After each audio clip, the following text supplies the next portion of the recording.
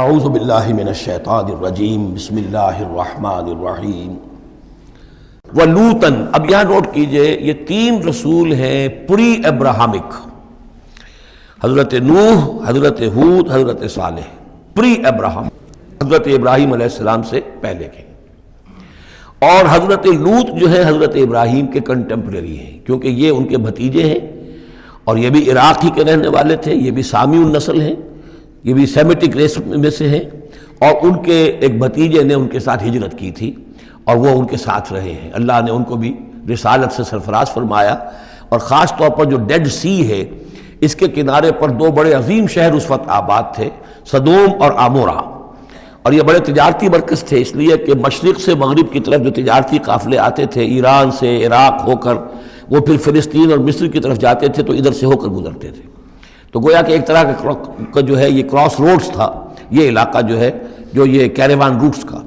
اس حوالے سے ان کے لیے بڑی وہ خوشحالی تھی۔ لیکن یہ کہ اس قوم کے اندر یہاں جو قوم آباد تھی، حضرت لوط ان میں سے نہیں تھے، اس قوم میں سے نہیں تھے، وہ تو آئے تھے حضرت ابراہیم کے بھتیجے عراق کے رہنے والے، لیکن جو لوگ یہاں آباد تھے ان میں یہ خباثت پیدا ہو گئی تھی جسے سوڈومی کہا جاتا ہے، یعنی یہ کہ مردوں کا آپس میں جنسی اختلاط جو ہے اس کی وجہ سے یہ ہے کہ ان کے اوپر عذاب آیا ہے، تو یہ ان کی طرف بھیجے گئے ہیں حضرت لوط علیہ السلام۔ نوٹ یہ کرانا ہے کہ حضرت ابراہیم کا ذکر یہاں بیچ میں سے نہیں کیا گیا، اس کی وجہ کیا ہے؟ یوں سمجھیے وہ نکال کر اور وہ سورہ انعام میں رکھ دیا گیا ہے،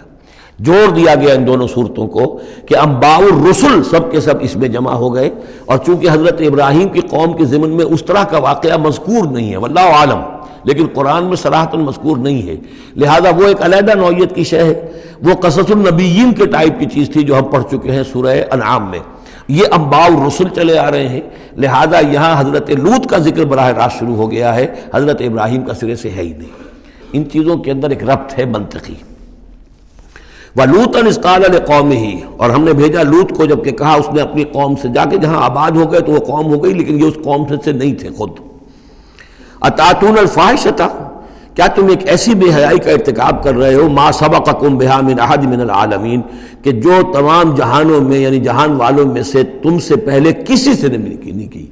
یعنی یہ کہ انفرادی کوئی فعل کہیں کو ہوتا ہو اور بات ہے، لیکن اس کو ایک اجتماعی پورا قوم کا شعار بنا لینا، کھلم کھلا کرنا، اس پہ کوئی شرمانے کی بجائے